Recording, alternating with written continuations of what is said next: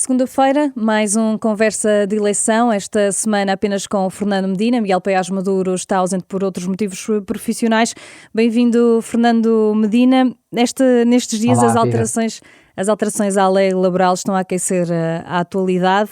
O GTI e a CGTP, duas das maiores estruturas sindicais, convocaram uma greve geral para o dia 11 de dezembro.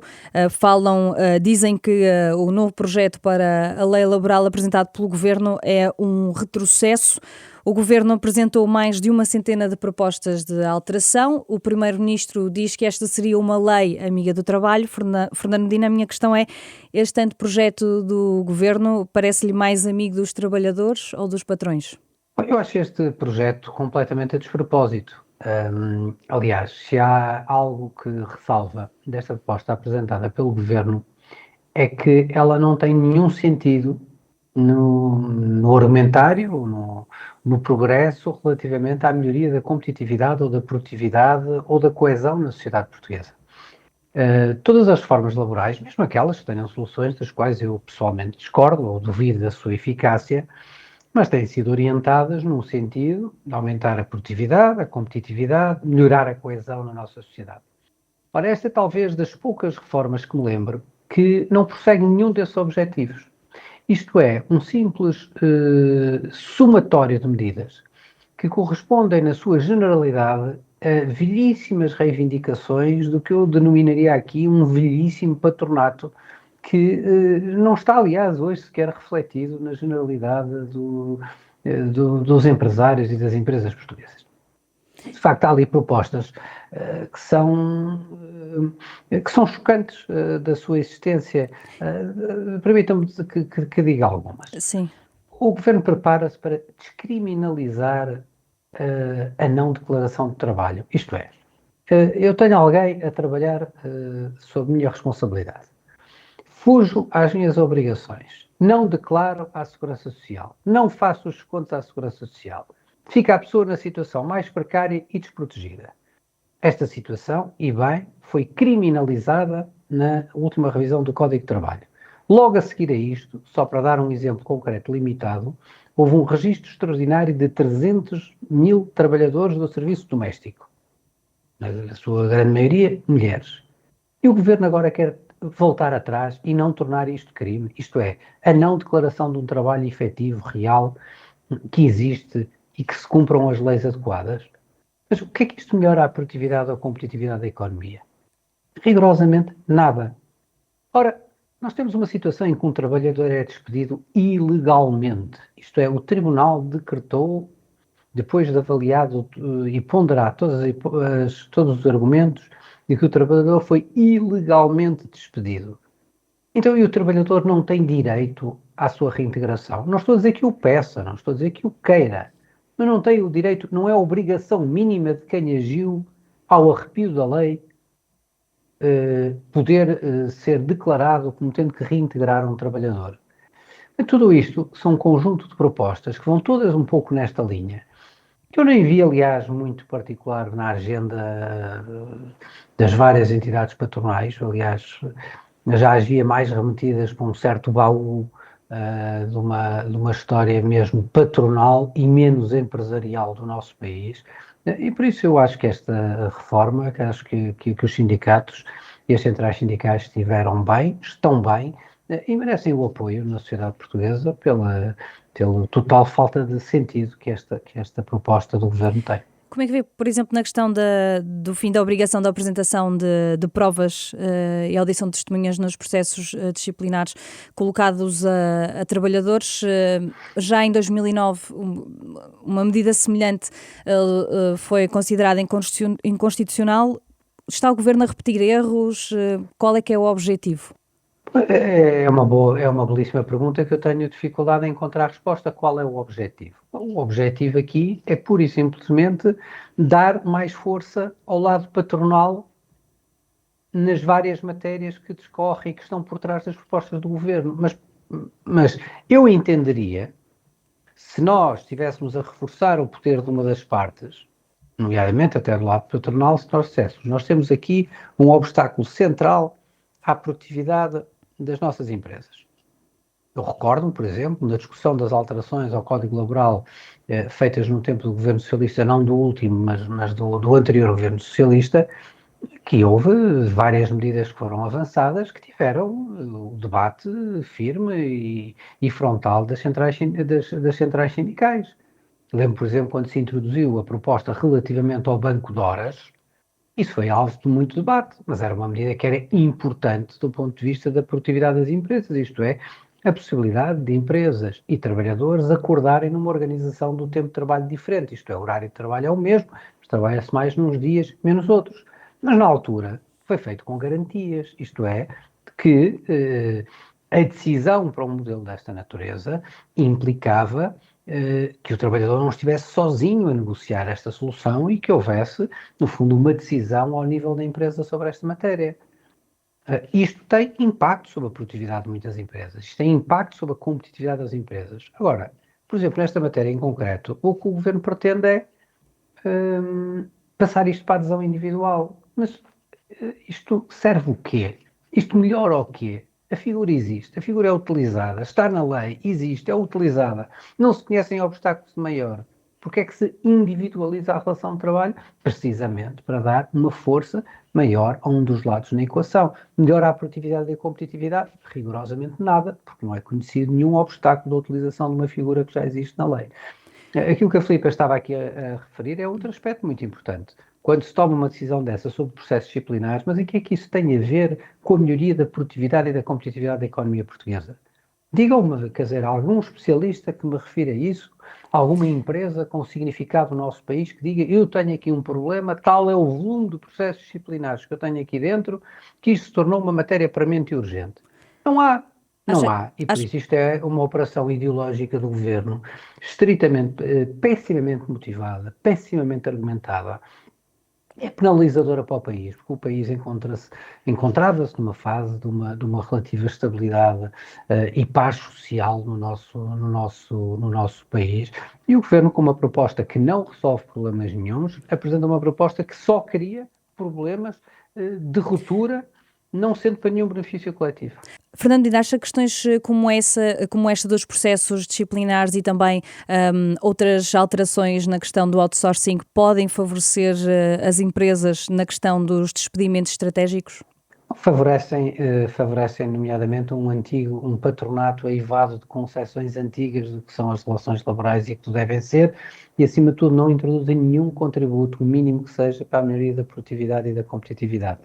Nós podemos ter propostas que melhoram a competitividade e a produtividade de indústrias, de setores, de empresas em concreto, e que provocam algum desequilíbrio relativamente ao equilíbrio de poderes na relação laboral.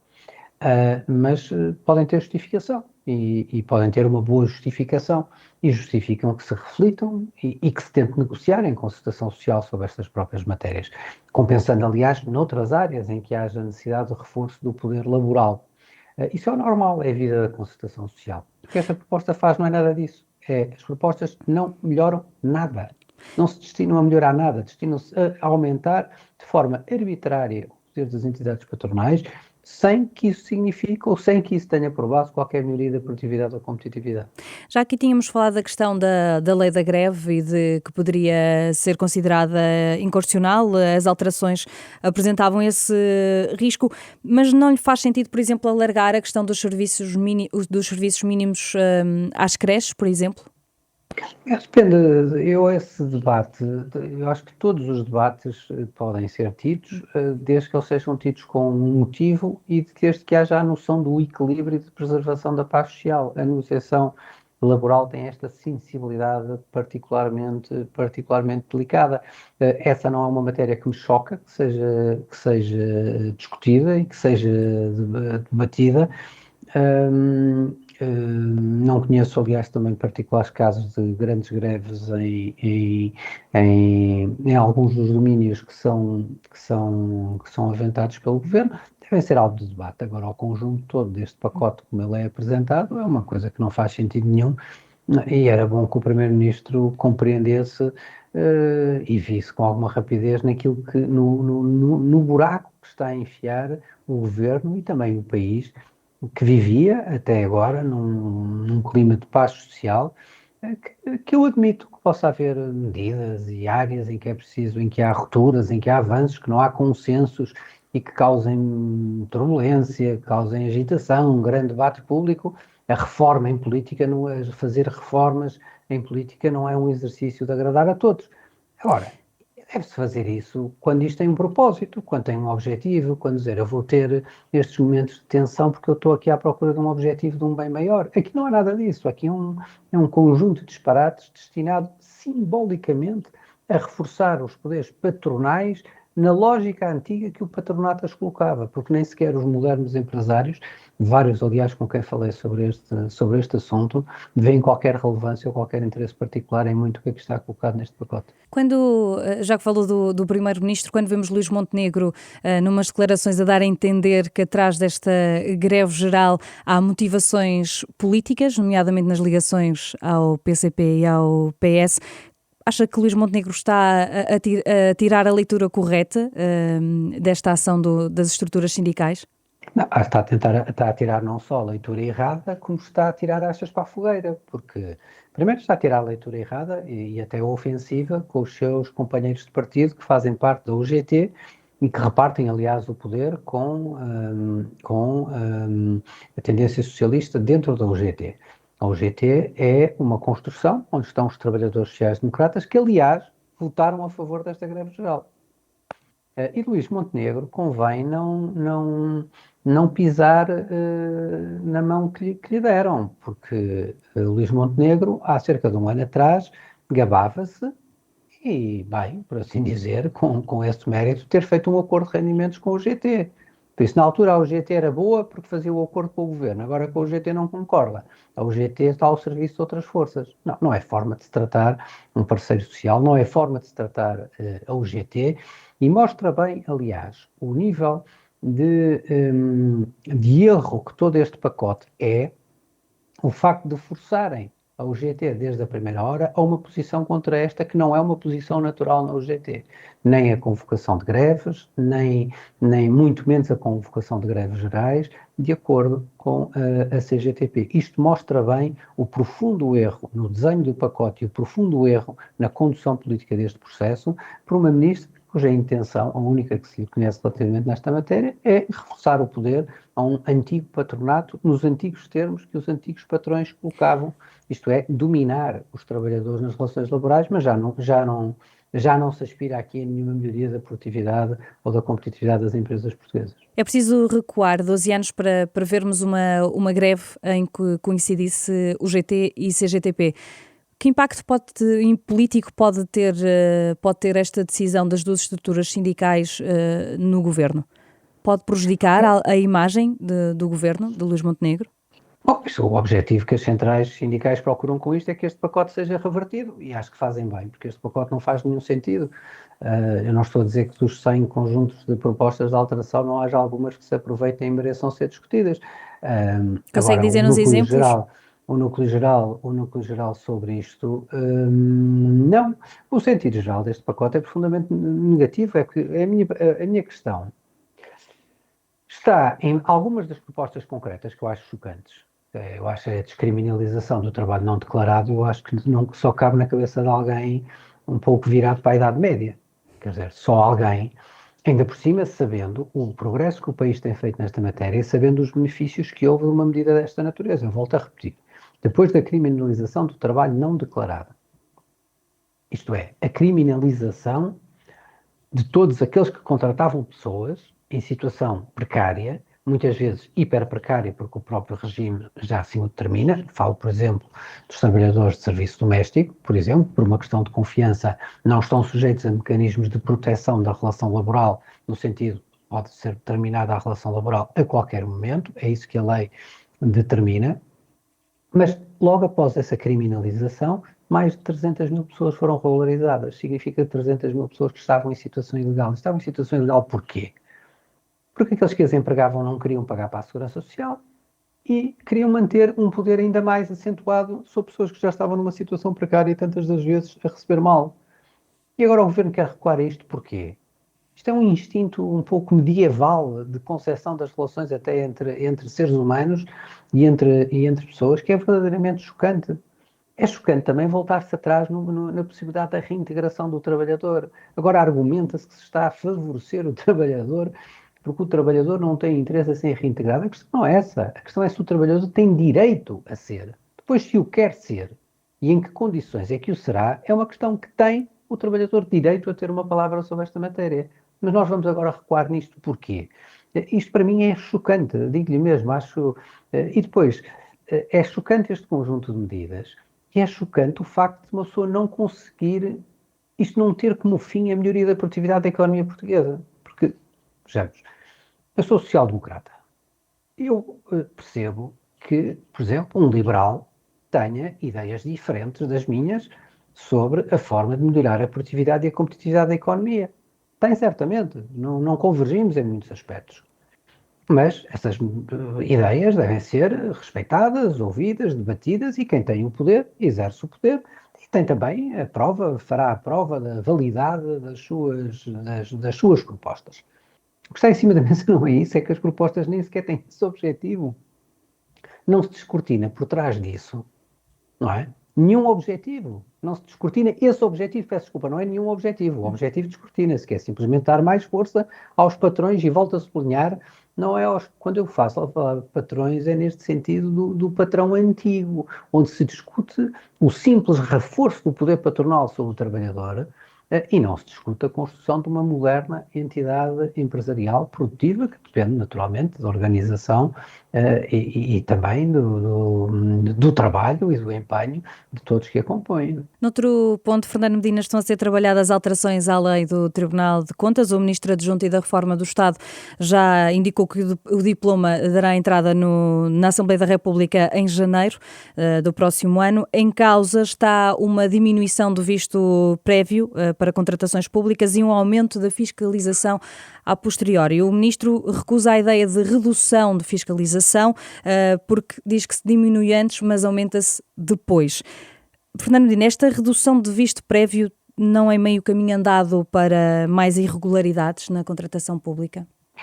Não é de forma alguma. Eu, neste tema, quero também ser muito claro no meu apoio à iniciativa do Governo e à proposta do Governo. Da mesma maneira que a anterior, quando falamos em algo que não está pensado para resolver problema nenhum, esta proposta do Governo tem um grande mérito, é que é uma proposta que se dirige ao núcleo fundamental de um dos locais onde é necessário intervir. E a proposta que o Governo disse que apresentará em janeiro, vamos esperar por janeiro, não é? Pelo texto definitivo, mas eu queria ser claro e também dar força aqui ao Governo para avançar nesta linha de política. O Governo propõe-se fazer duas coisas na alteração da legislação que enquadra a ação do Tribunal de Contas em dois aspectos que são importantes. O primeiro lugar é reconduzir a ação do Tribunal à avaliação da legalidade. E esta é uma dimensão muito importante. A avaliação da legalidade dos atos praticados por entidades políticas ou administrativas, em matéria de despesa pública, claro está, é a ação nobre do Tribunal. O que tem acontecido ao longo de muitos anos é uma degenerescência na ação do Tribunal, umas vezes que decorre de alterações legislativas que foram provocadas, outras que decorrem de interpretações claramente abusivas que membros do Tribunal foram fazendo ao longo dos anos, em que o Tribunal se transformou, por ação ou por veto de gaveta, se procurou transformar num juiz sobre o mérito das decisões. Isto é, a administração pública, o governo, toma uma decisão relativamente a determinado tipo de projeto, a determinado tipo de investimento. E o Tribunal arroga-se a um direito superior, muitas vezes explícito de forma clara, outras vezes fazendo pura e simplesmente veto de gaveta durante anos, relativamente a que esta obra ou esta decisão não deve avançar. Não deve avançar porque não é útil, porque não é relevante, porque é caro, porque o modelo devia ser outro, etc, etc, etc. Isto é, nós temos muitas vezes o Tribunal a pronunciar sobre a natureza política e administrativa das decisões, quando isto devia estar completamente fora do que é o âmbito da ação do Tribunal de Contas. O Tribunal de Contas não tem que se pronunciar sobre isso. Quem tem que se pronunciar e responder sobre o mérito das decisões são os governantes eleitos e a administração que atua sob orientação ou supervisão do governo. E eu sou testemunha pessoal, posso dar vários exemplos disto, mas tenho alguns chocantes. chocantes. Lembro-me quando ocupei funções de Presidente da Câmara Municipal de Lisboa, quando procurei lançar, aliás, ao mesmo tempo que o Presidente Rui Moreira no Porto procurou avançar no mercado do bilhão, procuramos ambos avançar com processos de parceria com investidores privados aqui em Lisboa para resolver o tema da habitação. Ainda não havia PRR.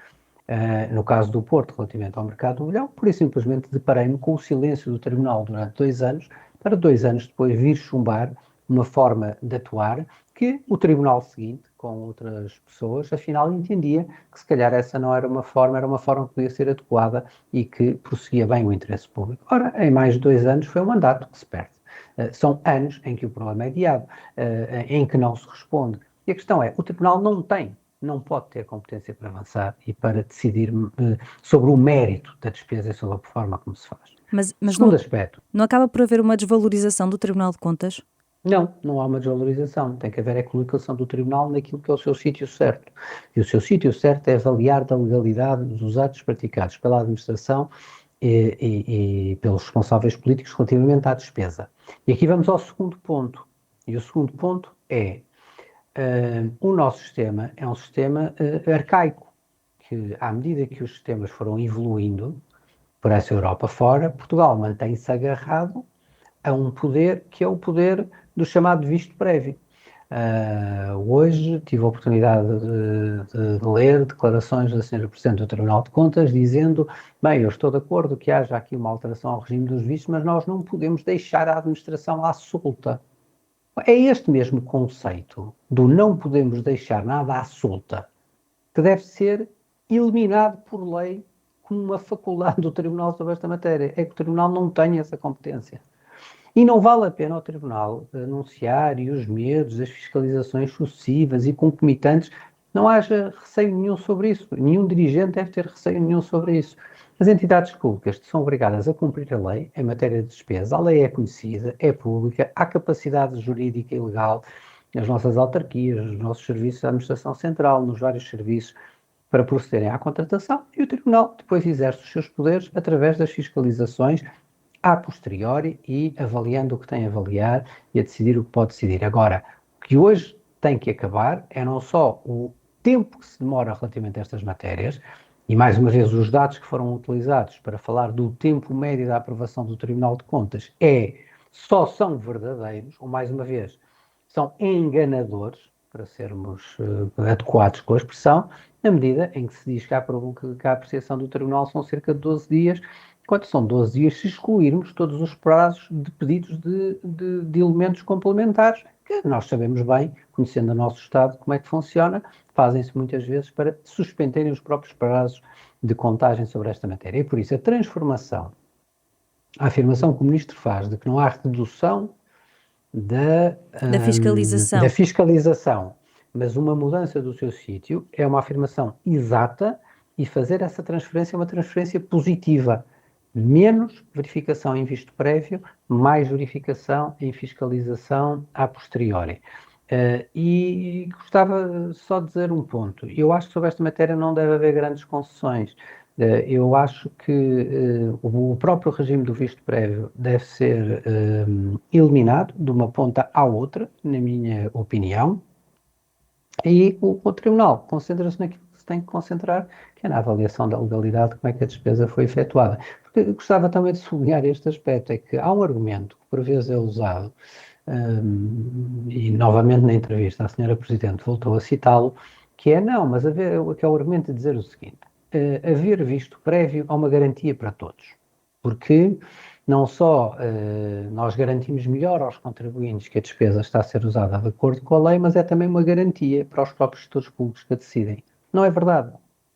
Eu já vi decisões do Tribunal de Contas em que avaliações posteriores do Tribunal de Contas, em sede de auditoria, fazem tábua rasa pelo facto de, sob determinado contrato, ter sido outorgado um visto prévio.